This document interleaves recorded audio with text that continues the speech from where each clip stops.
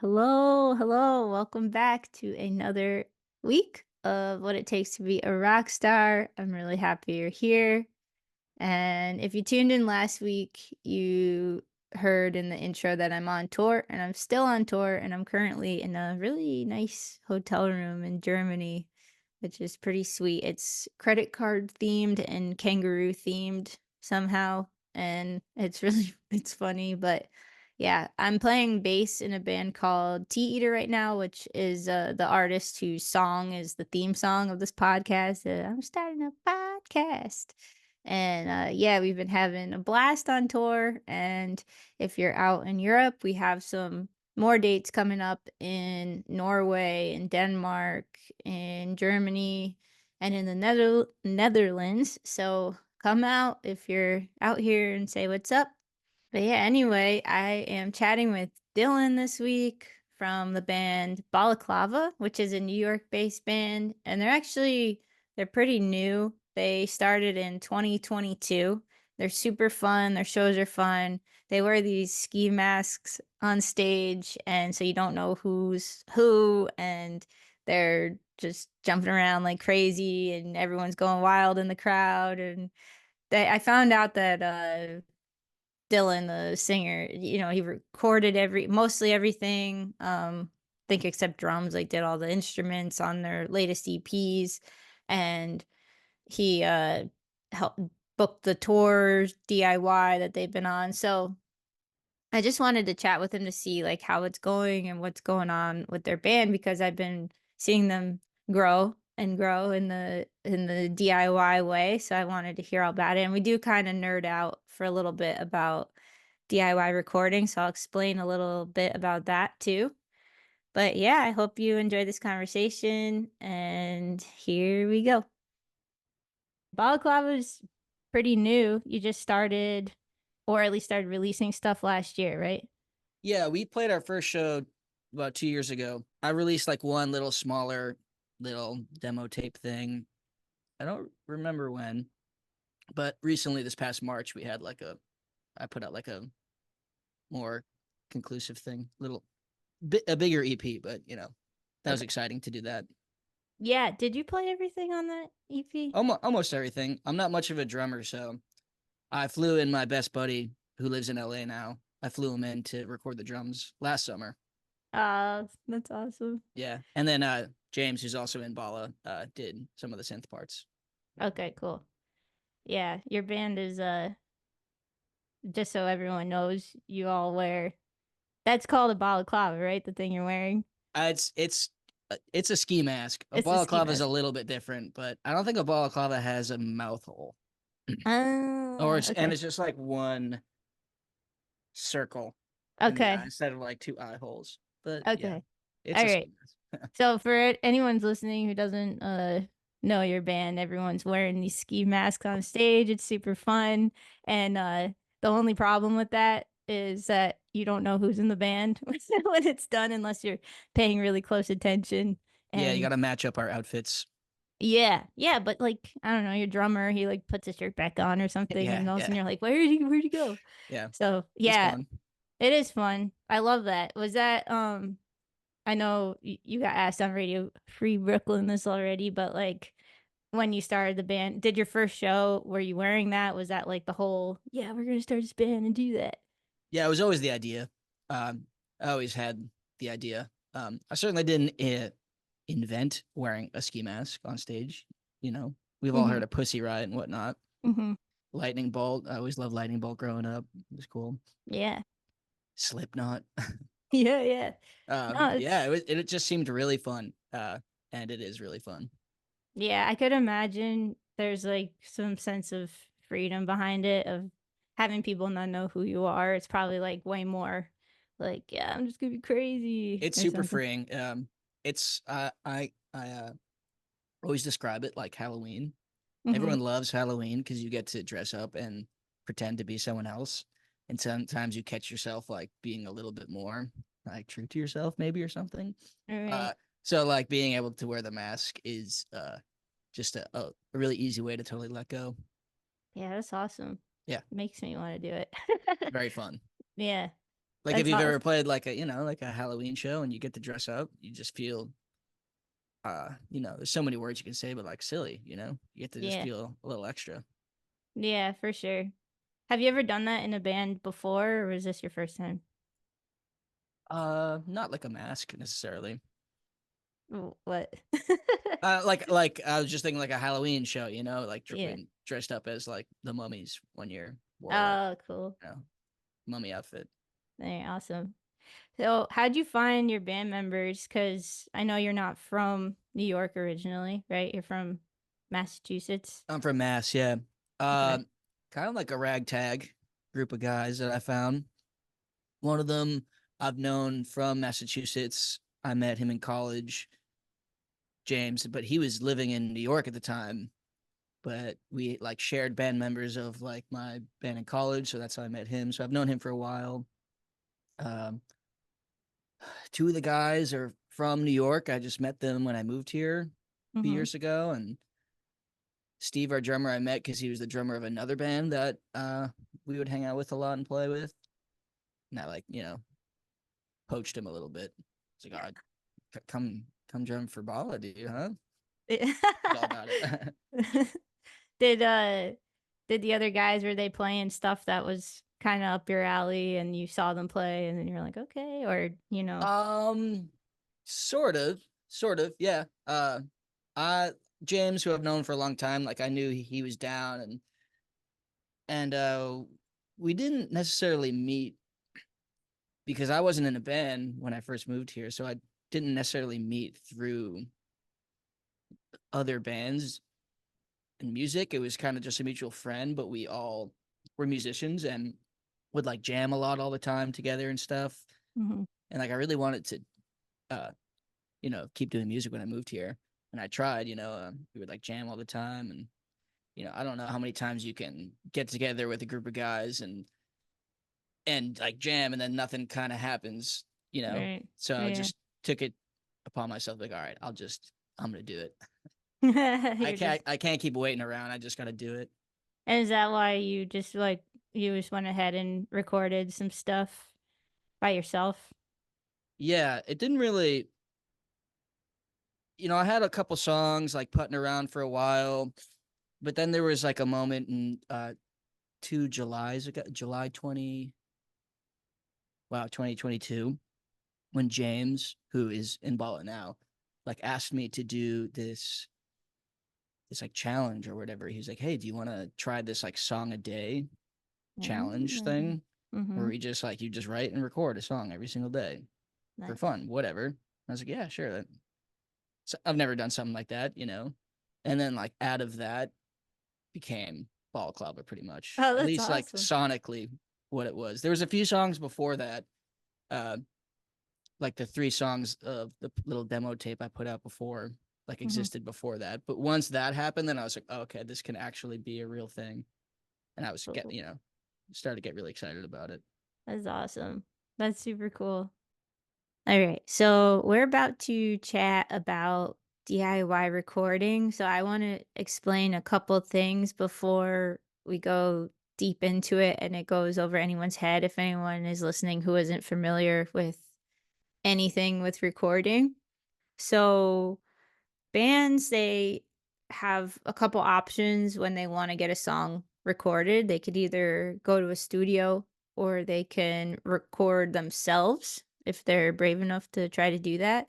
And studio can get pretty expensive. Like I've seen the cheapest one like 250 a day or something like that, and like I've worked in a studio that was $800 a day, but they could be well over that, and then you have to pay an engineer to also be there who's usually like at least like 500 a day or something crazy. So you could easily spend like $1,500 for just a day in a studio. So people who, and that's not even including mixing a song, mastering a song, or pressing it onto a vinyl or CD or releasing it digitally.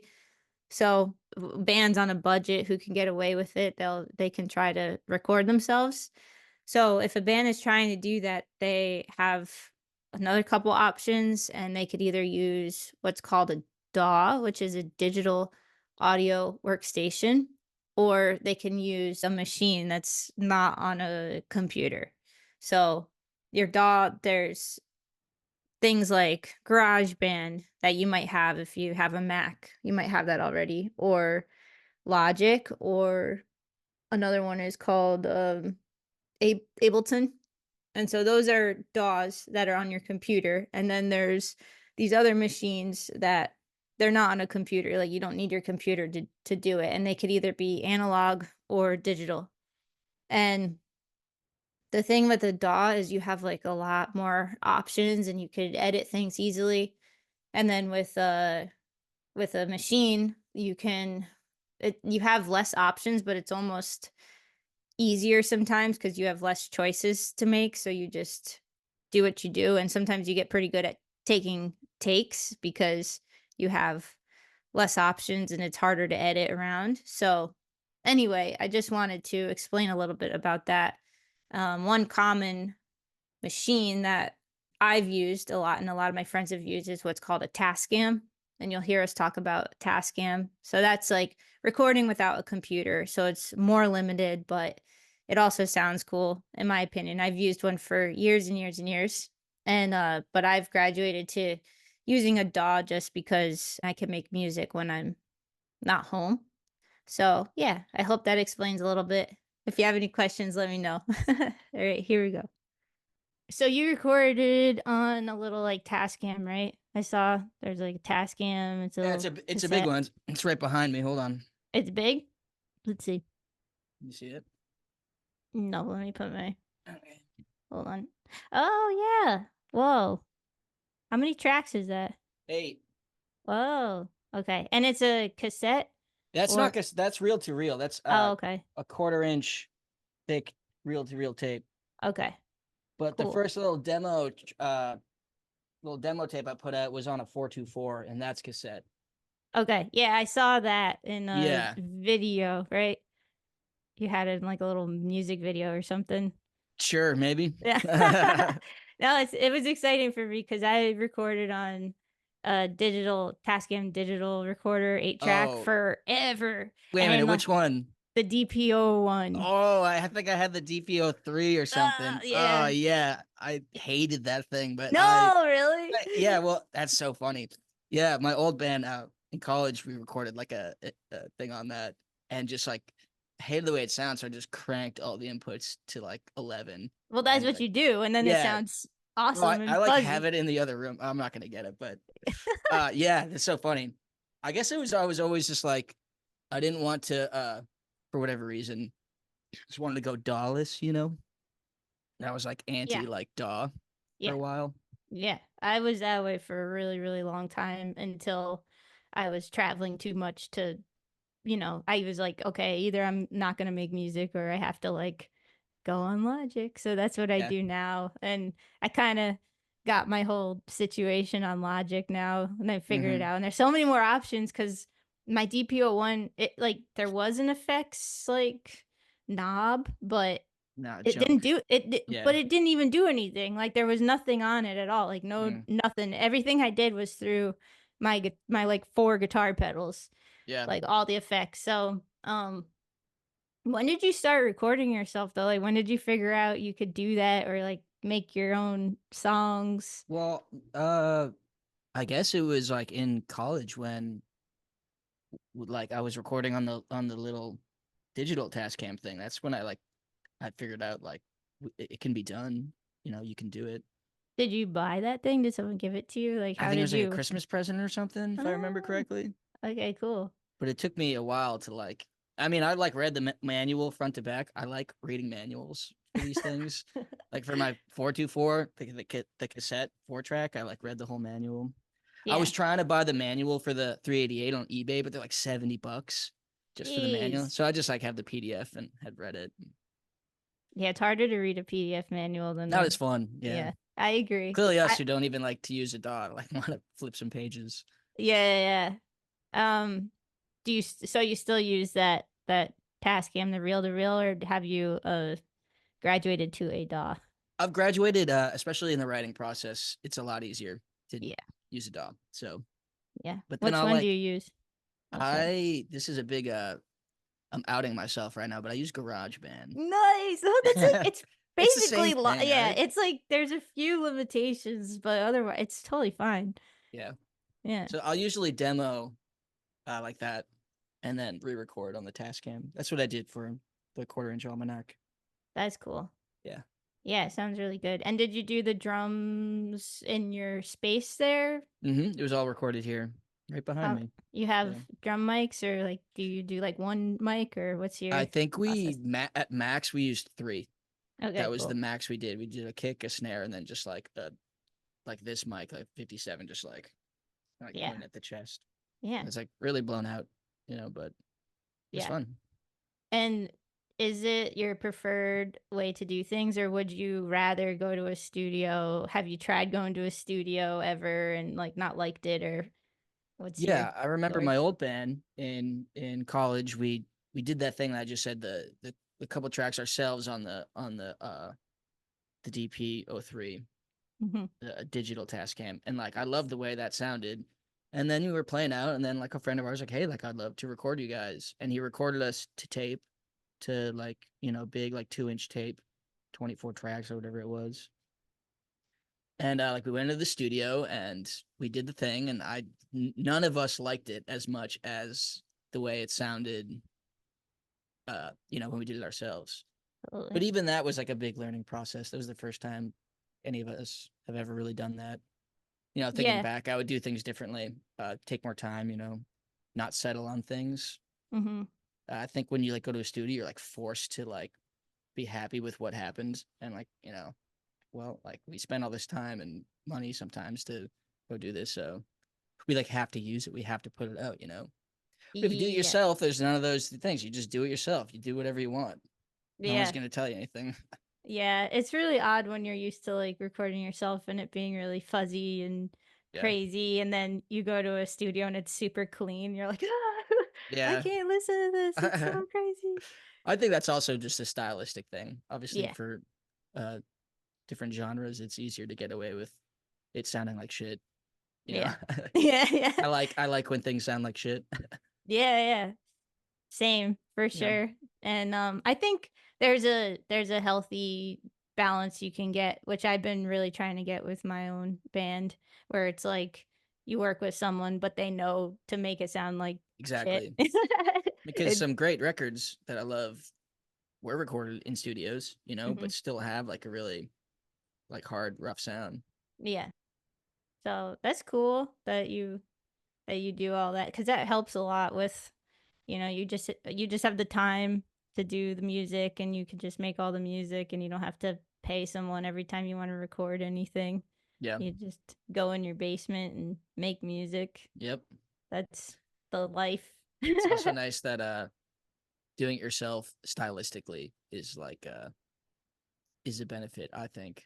Hmm. Not to everybody, but unless you have a group that you're super tight with and like you all know exactly what whatever it is supposed to sound like.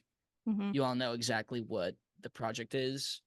Unless you like have a really tight group, then it can get really lost in the sauce when you're with a group of people all trying to make this thing, this band, whatever you want to call this project, sound the way it is. Everyone has something different in their ears. So Yep. when it's Yeah, just one for person, you don't have to, you already know. So yeah. Were you good at group projects in school or no? I don't know. But Because my band in college, like we were really tight. We were three best friends and we lived together and had all the exact same influences and spent all day together and like coexisted. We were just like three of the same people. So that really lended to us like being able to create together in a nice way. that's cool. Yeah. Where'd you go to school? What'd you go to school for? I went to school in Massachusetts, at a state school called Fitchburg State in Nice. Fitchburg, Mass. And I studied technical theater. Whoa. What is that? Well, it's like nothing to do with like the performance side of it, but Okay. like the production side of it. So building sets and doing the lights and Oh, sound and stuff. cool. And that's what you do like on a day-to-day basis, right? Yeah, I'm a carpenter, fabricator, Okay, cool. sometimes a stagehand. Okay, that's awesome. Yeah. And like, do you use the money from that to fund your band right now? Or Yeah, of course. yeah. What Well, that's part it's of all this. about, right? Yeah, yeah. Well, it's funny because there's a line where people want to cross where their band is funding their life, but then Hmm. there's like the life needs to fund the band first, Yeah. and people, including me, jump in way too early and being, oh, let me have the music fund my life, and I think it's smart to do it the way you're doing it, where you have a job and stuff, because it takes a lot of pressure off. But do you feel like your job holds you back in any way from making music, or do you feel like it just helps because, you're not struggling or anything like that? Um, I think I have a pretty good scenario right now because uh I don't have a full-time job. Okay. I'm not I like freelance at a few different places. Mm-hmm. So, if I don't want to work, I can just not work. I don't have to put in time off or something. I'm not a full-time employee. I don't owe my time to anybody right now. Cool. Which is nice. It can be really nice. So I can take time off if I want to go on a tour or something. Um, but sometimes that also sucks because if there's no work, then I'm not working and not making money. Right. So it's a little bit of a double-edged sword. But I Right. think for me, like I really like what I've been able to like the point I've gotten to. It's pretty comfortable. That's awesome. But I still I think that's another thing, just doing it yourself, you get to choose financially how you want it to happen. Mm-hmm. I get to choose, which I do. I do choose a lot. I will put money into this um because it's what I want to do. Yeah. Totally. Do you so you can go on tours. You've been on a couple tours this year so far, if I'm not mistaken. Yeah, we did one big one in April, like 2 weeks. That's Coll the biggest thing I had ever done, really. Cool. Which Where'd it was go in the US? yeah, we went to the Midwest, which was Nice. sweet. We went as far as Minneapolis, which is Nice. pretty far west. Yeah, It's like the center of the country, and then came back. It was really fun. It was really great. cool. Did you book it yourself or did you have help or Yeah, I booked it myself. cool. We toured with like two other bands along the way. They helped out with some things, but Cool. again, it's I'm doing it all, Yeah. so it's pretty Um stressful. But yeah, yeah. How did you book it? Did you just like seek out bands on Instagram who were in those a lot of towns it or was friends, suggestions from like other people that I know that I've met here. A lot of people, other bands that I've talked to here. When I was telling them, I was like booking, oh, hit up this place, and some of them like really pulled through to be great spots. Like you said, we toured with two other bands. They helped out a little bit. So it's like a grab bag. There was only a couple places where I was like a shot in the dark. Like I don't know anything about this place. have you ever checked out Do DIY? Do Oh, you do know that? DIY. Yeah, is that still a thing? I think so. I don't know. Every like I four remember years, it. it's like they're like, we can't do this anymore. Yeah, This we're sucks. shutting down. We're shutting Yeah. down. Funny But enough, in college, we had a house show venue, DIY spot at the house that we lived at, and we had a listing on Do DIY. really, what was your house called? We are just called Congress. It Okay. was on Congress Street in Fitchburg and Fitchburg State. Oh, Uh, we've we met some sweet people. yeah. That's Yeah, so cool. That's awesome. I always yeah, wanted to be like a listing on Do DIY because, yeah. It was really fun. I oh, would love to read it of like what we wrote, because we yeah. would there was like a lot of film majors in our school, so we would film them and like do some interviews and stuff. Dang. That's awesome. That sounds like an oasis. It was pretty Mhm. fun. Yeah, Yeah. that's where That's I like found my love for DIY music. cool. Kind of kicked off from there. Cool. When was your first show ever and what did you Ever? play? Yeah, ever. Oh, that's Or your I don't. first band, if you could Okay, remember. yeah. And, like in middle school, I had a band with Uh-huh. like three of my friends. Cool. I think we played like a party, like we were in like seventh grade. Uh-huh. I think we played like a party or something like that.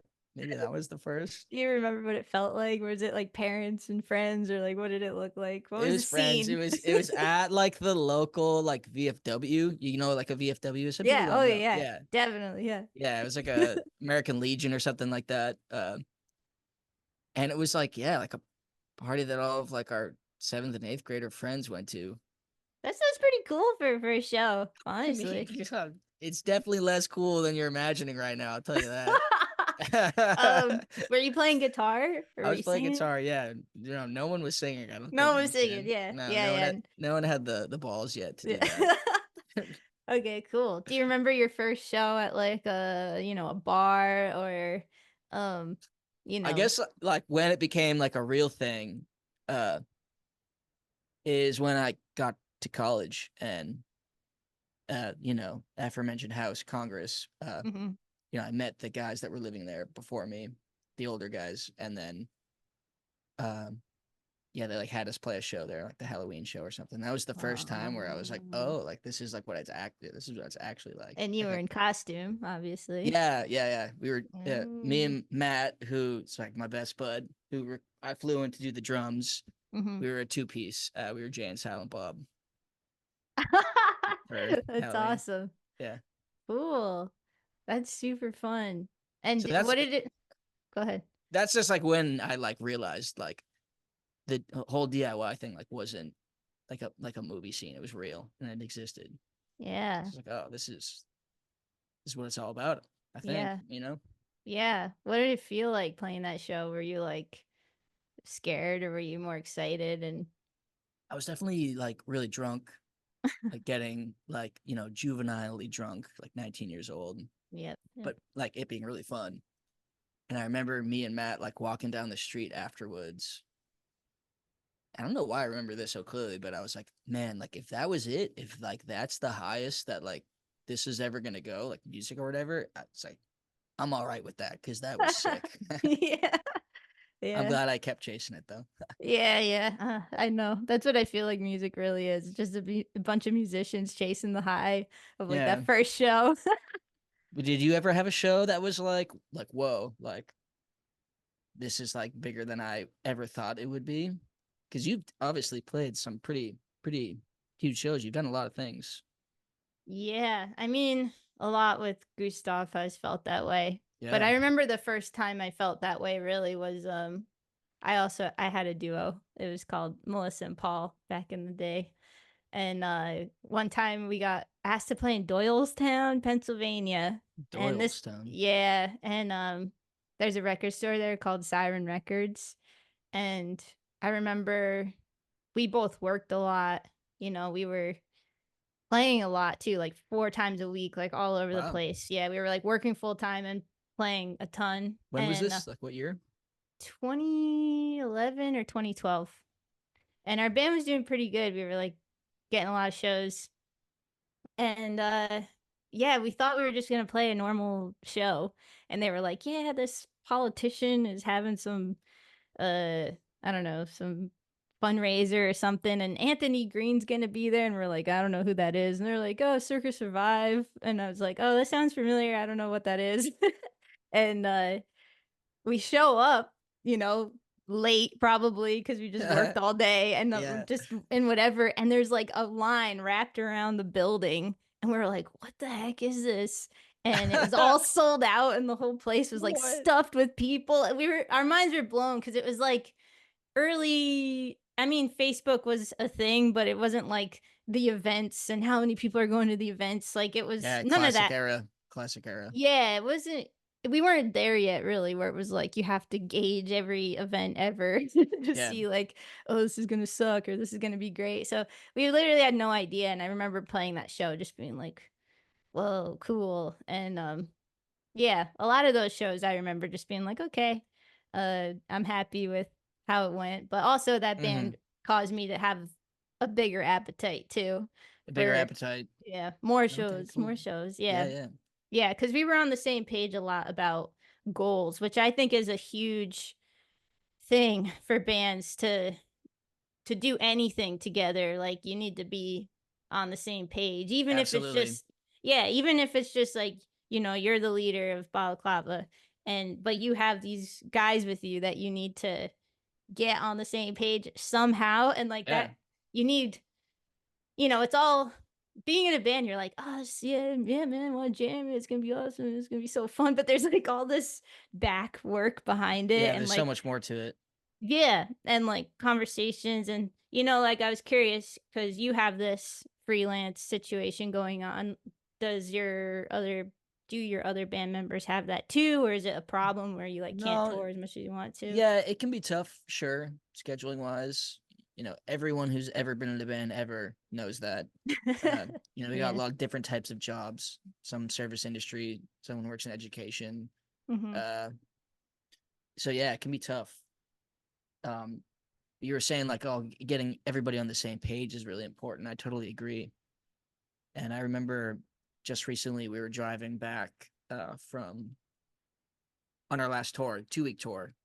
We were driving back from Pittsburgh, and I had never like been away or like touring on the road for more than like 5 days. A 5-day tour is the most I've ever done before this, and it was 2 weeks in. At this point, we're driving home. I totally like caught this huge bug of just like escapism. Like it was the first time that's really happened for me. I would like totally felt like on a different plane of existence. And coming home, obviously, it's like really emotional. Hmm. uh, we're driving home, and James is driving, and he kind of opened up the floor to everybody in the van. He was like, "Hey, like, so, uh, it's like over. Like, we're going home. Like, how's everyone feeling? Like, any like comments, like complaints, like, everyone are you in? Are you out? Like, he kind of just opened up the floor, right? And everybody Cool. was like, "When are we doing the next one? Like, when Yeah. can we keep doing this? So that made me personally feel really good. So to know Yeah. that, uh, you know, we're all on the same page Yeah. for the most Those part. conversations are huge, and Yeah, it that's was it was really like a affirming moment. hmm It's kind of big. I'll probably never forget that. yeah. And yeah, speaking of touring, and I know y'all got your jobs and stuff, but do you know, with that tour, did you guys make a little money? Did you lose a ton of money? Did you We break didn't even? we didn't lose a ton. I think we came close to breaking even. We probably lost a little bit. We had big helps along the way. One of them being I rented the van from a friend who charged an incredibly low rate compared to if I had to rent from like a company or something. Hmm. Um, and we had a few shows that just kind of sucked where we made like, 40 bucks or whatever, 60 bucks. Hmm. And if we just had like a few more that were just like a little better, we would have been at least even, if not a little bit over. Nice. And is that including like you guys getting any money at all, or is it just like the band is just paying for it and breaking even, and you guys are just personally taking a hit for the 2 weeks? Yeah, so the we've done two little tours before throughout New England, and everyone personally took a big hit. I remember Hmm. one of our guys coming at me like, I somehow spent $600 in the past couple days. No. Everyone's like, bro, what are you doing? He's like, I don't even know how this happened. That's But crazy. on this big one, I made sure that I just used like the band fund for like, all of our meals and stuff. And I didn't want Nice. everyone paying too much. Yeah, that's really nice. Yeah. Yeah, because it's you can look at it from like the band perspective, and then you look at the personal perspective. You're like, we Yeah. didn't lose any money, and you're like, yeah, six Yeah. hundred dollars in 2 days Yeah. somehow. Once you start crunching the numbers, you're like, oh boy. But Yeah, yeah, it gets a little freaky, but I mean, tax write-offs. I don't know. yeah. Yep. Yeah, just like hang on to them receipts. Even Yep. though everyone says you don't need the receipts, but everything I read, if you read the manual of life of taxes, Mm, it says you got to hold on to the actual receipts, but nobody mm. gets actual receipts anymore. So I I don't heard know. if it's just on your credit card statement or whatever it is, I it heard that counts. too, but then you look into it and it's like, well, if you get audited, and it says restaurant. It just like it's not very specific of what it exactly is. It Sure. could, Yeah. yeah, but whatever. I don't think anyone's had any issues. But Until I get audited, no, it's not a no, problem. no. Yeah, exactly. Um, So that's really cool. I love that. You can definitely feel that with your band that everyone's on the same energy page, and even the way your whole band's rocking out super, super freaking hard the whole time. Like, I love that. It makes it so fun to see and watch and listen to. And I think that helps everyone in the crowd just let loose and feel Sure. really good. Yeah, So we're a I bunch of love, freaks. yeah, it's good. It's good. Yeah, But I mean, thank you. when people are watching, you got to entertain the people, right? And I bet it's for me also it's more fun to be rocking out than to just stand, but some Yeah, of people course. they like to just stand there too, and I The understand that shoegaze also. people, you know. Yeah. Yeah, yeah, they It's like that. part of the genre, I guess. It's Yeah. maybe, I Yeah, don't know. yeah. All right, I don't have anything clever to say this week, but all I gotta say is thank you to Sorry Cables for sponsoring today's episode. I've been using the crap out of my Sorry Cables on the Tea Eater tour. I have this really long one that I put on my bass, and I've been like walking around stage like a free range chicken or something. Just I'm just running around, walking all over the place. It's been awesome and great. They haven't failed me. Knock on wood. They really haven't failed me. So check them out. Sorrycables.com. They're these awesome, colorful cables made in LA with good people. And yeah, they've been really high quality cables. They've been working great. So thank you, Sorry Cables, for sponsoring today's episode. I saw that you're on a tape label based out of Orlando, right? Yeah, How yeah. did that happen and what's the deal with that? Um, yeah, I just saw like, like-minded bands get put out on that label. People that I know just Hmm. through the internet and stuff. And when I finished up this EP, this quarter-inch almanac, I shopped it around, did the whole thing, wrote up the nice email that I sent to everybody. Hmm. Uh, but Jordan, of Godless America, who did the tapes in Orlando, he was really cool, really into it. So Cool. did like a really cool thing, gave us like a cool deal. So Cool. Did he pay for everything or did you like split the cost or how he did it gave work? us half for free, Cool. That's and awesome. and then I could buy however many more I wanted at cost. Cool. So I ended up with like 75 or 80 tapes, I think, out of the 100 Nice. that were made. Awesome. And that was like the first time that like anything like that has ever happened with me in music. So that was like an interesting thing to navigate. Yeah. A lot of no answers and stuff, but a lot of people replied being like, you know, it's cool to just like have a conversation like, hey, like this is cool, but can't do Yeah. it. Yeah, yeah. There's How that many there's label Go ahead. how many labels? Yeah, I, how many I do you think you hit up I total? don't know, maybe like 15 or something Okay, like nice. that. Yeah. Yeah, first time like navigating that whole side of being a musician and Hmm. doing that whole thing. Just Yeah. interesting The and a office learning job experience. side. Yeah, yeah, right. More just like the selling yourself side. Yeah. Gotta just Yeah. get comfortable with that and just Yeah. get How do you comfortable feel with about that? rejection. It's I think I've learned to just you just gotta be confident. Gotta be confident that what you have is good and don't be afraid to just like say what you think about it. Like, hey, I Hmm. think this is really good and Hmm. this is why.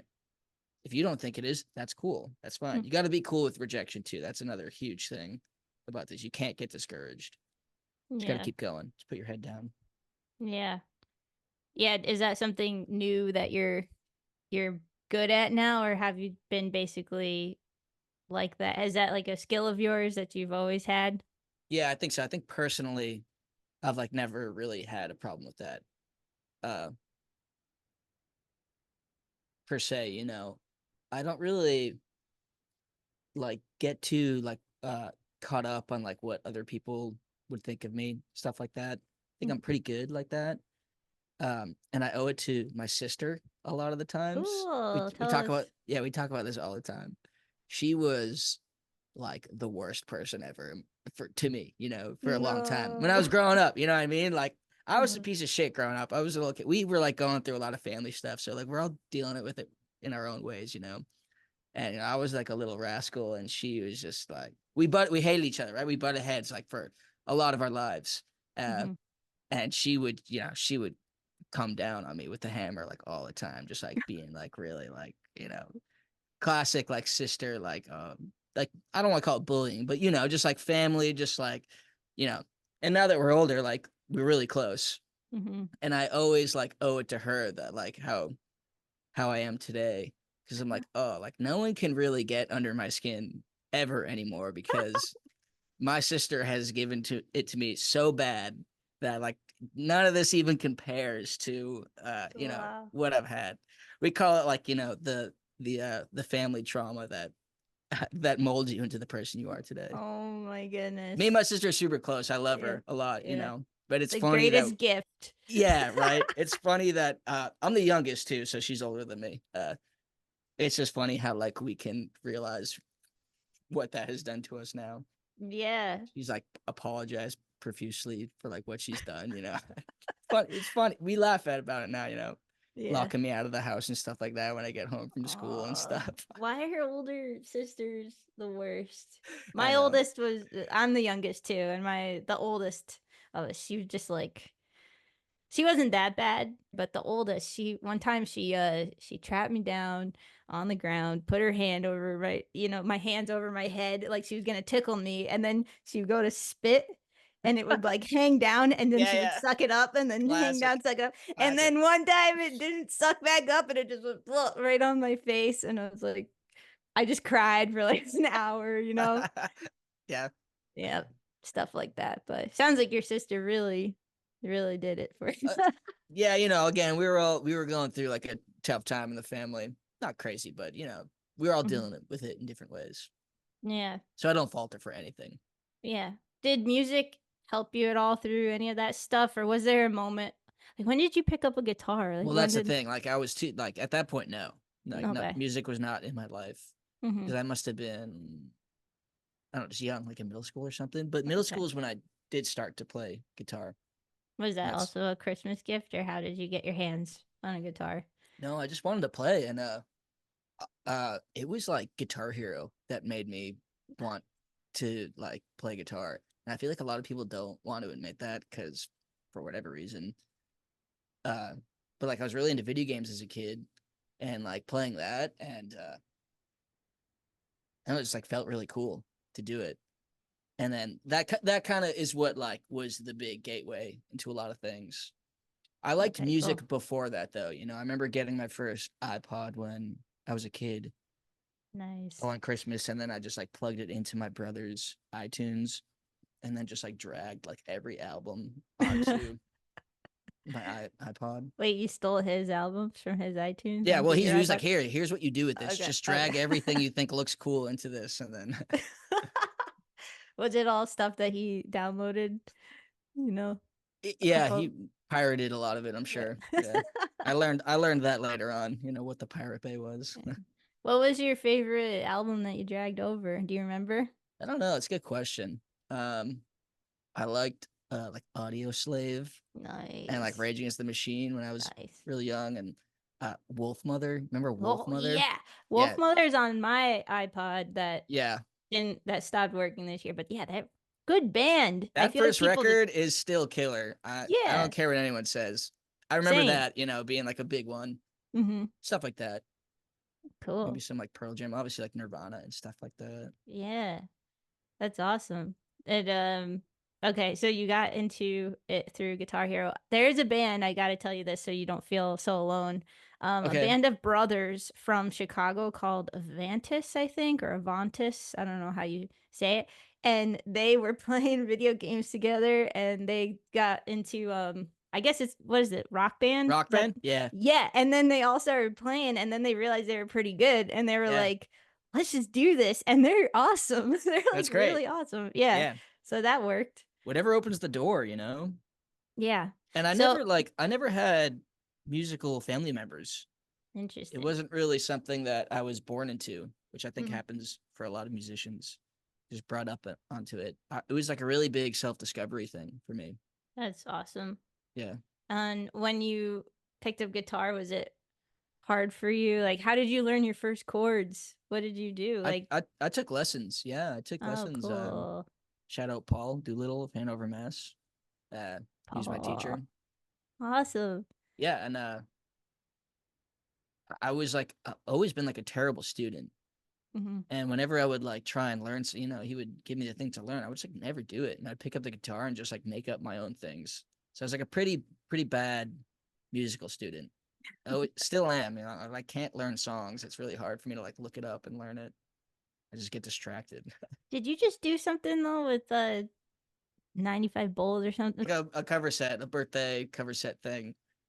So you had to figure some cover it out? We had one practice and like, we all learned it. Thankfully, Angus, our bassist, has like a computer brain Okay. because he was in like a karaoke band for years up in Vermont. Wow. So he can just like play anything. Oh, I'm a little okay. better at it now, Okay, okay. but Yeah. What covers did you do? just like a bunch of karaoke hits. like Really? like My Own Worst Enemy by Lit. There was a I didn't know that one. and oh, you would know it if you heard it. Okay. There was like an Avril Lavigne song, No way. like a Teenage Dirtbag. Uh, How I many will, songs I did will you have to survive. learn? I don't know, we just like 7 or something like that. Wow. I I will survive. really, I really stumbled my way through, but it was fun. Okay, cool. That's awesome. Hmm. Do you feel like you learned anything from learning those songs? Like, did you learn any new chords or anything Yeah, interesting? yeah. I think I always do. Mm-hmm.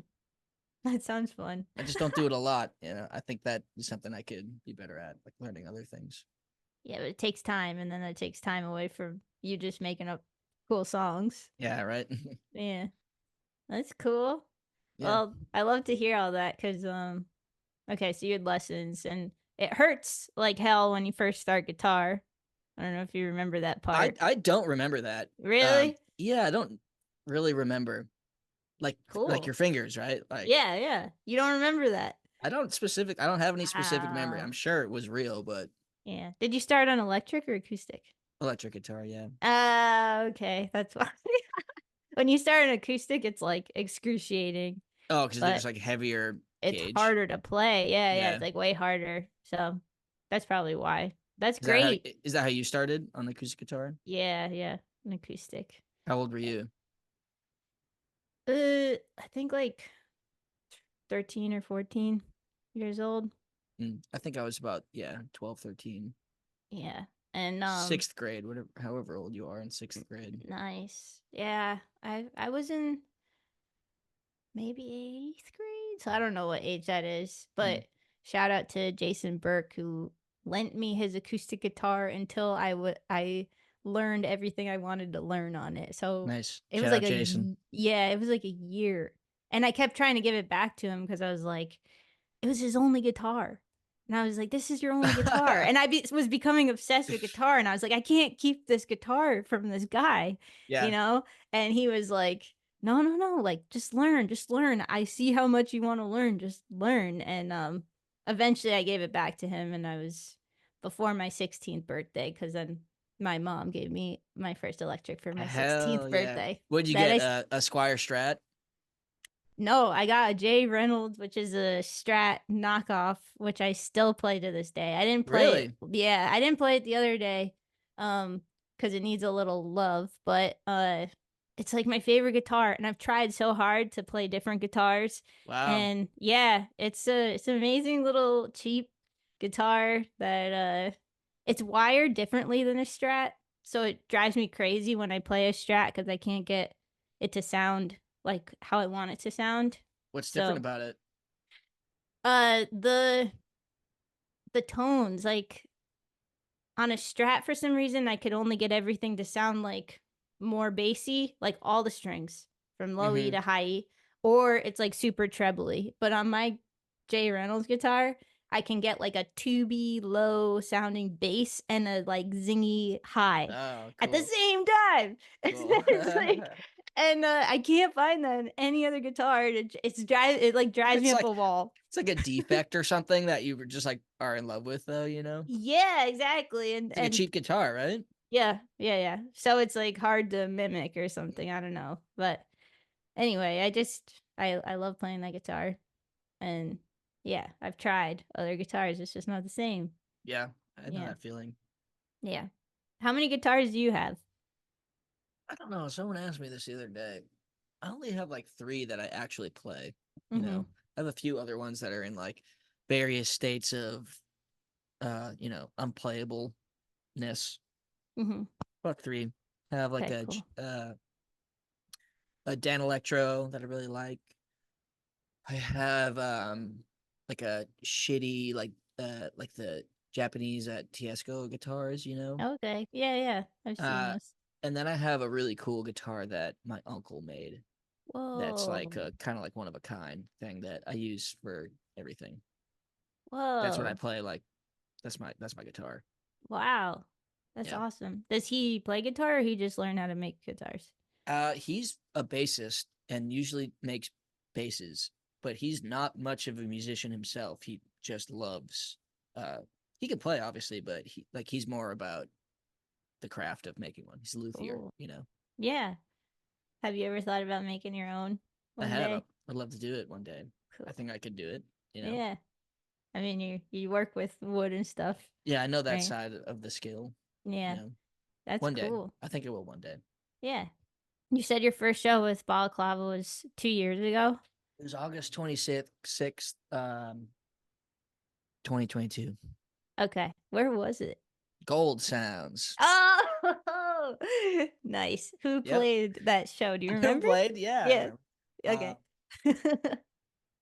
my friend Sumner opened up the show. Okay, cool. Sumner is who I bought the Tascam off of. I Okay. met him on Craigslist through buying that, and then Wow. he's like one of my best friends now. That's I awesome. would take a bullet for him. Wow. Um, he's a great man. Awesome.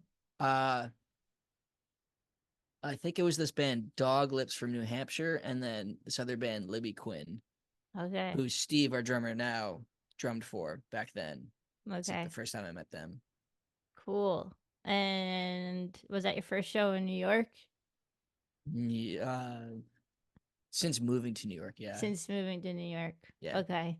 So you played with your college band in New York once, yeah, it's terrible. once? Do you remember Did Muchmore's? yeah. Yeah, Yes. need I I say know. more? You know. No, yeah, yeah. You don't need to say much more. Hey! Yes, I do know much more. It's really funny. It's actually a really fancy place right now. It's funny. They I have I have no idea where it is geographically in the city, because when I it's was here, I had no idea where I was in the first place. So yes, it's in Williamsburg. that's what I thought. Yeah. And What is it now? Is it still Muchmore's? it's still much more, but it's super fancy. It's like, Interesting. I don't know, like 13, 16, whatever dollar glass of wine and like, Okay, little tiny appetizers and really just turning it over. yeah, it's not a venue anymore. It's just Mm, like a fancy place. sure, So it's really funny. that Um is funny. when so you had that experience, which I feel like is a pretty classic like first show in New York experience where it just sucks and you're like, what the hell? How was the Gold Sound show? Was it good? Were there people there? Yeah, I felt really Yeah. good. And that was like the first. That was, yeah. I don't know how to explain it. It was like reintroducing myself to the other side of me that I had kind of forgotten about for a little bit.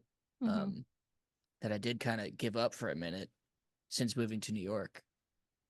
Because I had the band in Massachusetts, but then I decided to move here for a reason, and then kind of gave up music for a minute. But it was always in me. It was innately in you. And then once I started writing the songs and forming the band, and then we finally played our show, I was just like, oh shit, like I'm back. I'm Yeah. returned to what I know and love. Mm-hmm. It was a big moment. It was a big That's moment. awesome. You know? Yeah, that must have felt like amazing. Yeah, it did. It Yeah. was definitely a big moment. And what do you want to do with balaclava? Like, what's your goal? Do you want to just like keep taking off, or do you want to get to a point where you're touring all the time, or do you like where you're at, kind of just being comfortable and doing tours here and there? What's your idea if you have one?